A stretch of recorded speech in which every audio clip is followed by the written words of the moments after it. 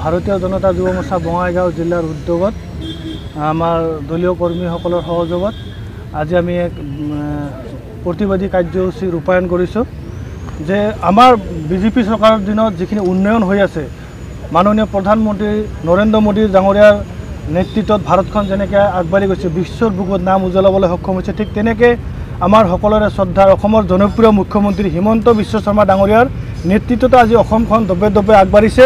অসমৰ সকলো ঠাই গাঁও ভূ চহৰ সকলোৱে আজি উন্নয়নৰ শিখৰত আগুৱাই গৈছে। তাৰ কাৰণে কংগ্ৰেছ চৰকাৰৰ তেওঁলোকৰ হিংসা লাগিছে আৰু তেওঁলোকৰ যি চৰিত্ৰ আচল চৰিত্ৰ তেওঁলোকৰ সেইটো তেওঁলোকে দেখাই দিলে। কংগ্ৰেছ দল সঁচাকৈ তেওঁ যি ঘটনা কৰিছে আমাৰ মুখ্যমন্ত্ৰী ডাঙৰীয়াক বটলেৰে দুলাইছে এইটো অতিকে লজ্জাজনক। এই ঘটনা আগতে কেতিয়াও হোৱা নাই, এই ঘটনাৰ কোনো নজিৰ নাই। কিন্তু আজি কংগ্ৰেছ দল সঁচাকৈ তেওঁলোকে আমাৰ বিজেপি চৰকাৰৰ দিনত যি উন্নয়নৰ ধাৰা সেই ধাৰাত তেওঁলোকক শংকিত হৈ গৈছে। তাৰ কাৰণে তেওঁলোকে উল্টা পুল্টা যি টি কাম কৰি আছে। তো ইয়াৰ পৰা আমি কংগ্ৰেছ দলক সকীয়াই দিব বিচাৰিছোঁ তেওঁলোকে ৰাইজৰ হৈ কাম কৰক, কিন্তু তেওঁলোকে আজি মুখ্যমন্ত্ৰী ডাঙৰীয়াৰ বটল দুলিয়াটো তেওঁলোকে কি বুজাব বিচাৰিছে।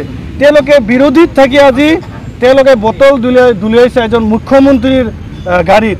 তেতিয়াহ'লে তেওঁলোকে যদি ভৱিষ্যত যদি অসমত যদি বা তেওঁলোকে চৰকাৰ গঠন কৰে তেতিয়াহ'লে তেওঁলোকে কি কৰিব ইয়াৰ পৰাই বুজিব পাৰি কংগ্ৰেছৰ দল একেবাৰে নিকৃষ্ট এটা তেওঁলোকৰ মানসিকতা কংগ্ৰেছ কৰ্মীসকলৰ। আৰু তেওঁক মই তীব্ৰ ভাষাৰে ভাৰতীয় জনতা যুৱ মৰ্চা বঙাইগাঁও জিলাৰ তৰফৰ পৰা তীব্ৰ ভাষাৰে গৰিহণা দিছোঁ আৰু তেওঁলোকক ভৱিষ্যতে এনেকুৱা কামৰ পৰা বিৰত থকাৰ কাৰণে মই আহ্বান জনাইছোঁ। আৰু কংগ্ৰেছ চৰকাৰক কংগ্ৰেছ চৰকাৰৰ দলক মই ধিক্কাৰ জনাইছোঁ। তেওঁলোকে এনেকুৱা ধৰণৰ কামৰ পৰা বিৰত থাকক। তেওঁলোকে সঁচাকৈ এটা তেওঁলোকৰ কৰ্মীসকলৰ মানসিকভাৱে তেওঁলোকে ভুগিছে।